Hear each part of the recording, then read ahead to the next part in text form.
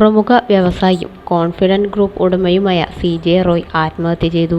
ബാംഗ്ലൂരിൽ വെച്ചാണ് സംഭവം. സ്വയം വെടിയുതിർത്താണ് മരണം എന്നാണ് പ്രാഥമിക വിവരം. ആദായനികുതി വകുപ്പിന്റെ പരിശോധന സി.ജെ. റോയിയുടെ സ്ഥാപനങ്ങളിൽ നടക്കവെയാണ് അശോക് നഗറിലുള്ള ഓഫീസിൽ വെച്ച് അദ്ദേഹം സ്വയം വെടിയുതിർത്തത്.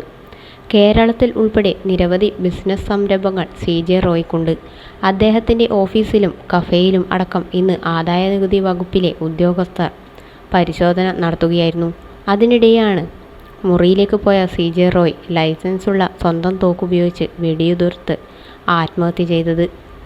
പ്രമുഖ കൺസ്ട്രക്ഷൻ സംരംഭകമായ കോൺഫിഡന്റ് ഗ്രൂപ്പിന്റെ സ്ഥാപകനും ചെയർമാനുമായ 75-കാരനായ സി.ജെ. റോയ് മലയാളത്തിലെ പല റിയാലിറ്റി ഷോകളുടെയും സമ്മാനങ്ങൾ സ്പോൺസർ ചെയ്തിരുന്നത് കൊണ്ടും മലയാളികൾക്ക് സുപരിചിതനാണ് ഡോക്ടർ സി.ജെ. റോയ്. നികുതി വെട്ടിപ്പ് ആരോപണങ്ങളെ തുടർന്നാണ് ആദായനികുതി വകുപ്പ് അദ്ദേഹത്തിന്റെ സ്ഥാപനങ്ങളിൽ പരിശോധനയ്ക്കെത്തിയത്.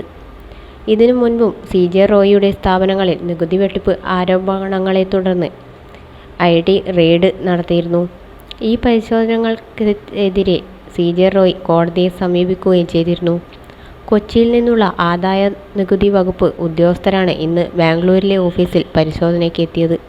ചില രേഖകൾ ഉദ്യോഗസ്ഥർ ആവശ്യപ്പെട്ടത് സി.ജെ. റോയ്ക്ക് നൽകാൻ സാധിച്ചിരുന്നില്ല എന്നാണ് വിവരം. റെയ്ഡ് നടക്കുന്നതിനിടെ ഓഫീസ് മുറിയിലേക്ക് പോയ സി.ജെ. റോയ് ഉദ്യോഗസ്ഥർക്ക് മുന്നിൽ വെച്ചാണ് സ്വയം തലയ്ക്ക് വെടിയുതിർത്തത്. ഈ തോക്ക് പോലീസ് കസ്റ്റഡിയിൽ എടുത്തിട്ടുണ്ട്. സി.ജെ. റോയിയെ ഉടനെ തന്നെ എച്ച്.എസ്.ആർ. ലേ ഔട്ടിലെ നാരായണ ഹോസ്പിറ്റലിലേക്ക് എത്തിച്ചെങ്കിലും ജീവൻ രക്ഷിക്കാൻ സാധിച്ചില്ല.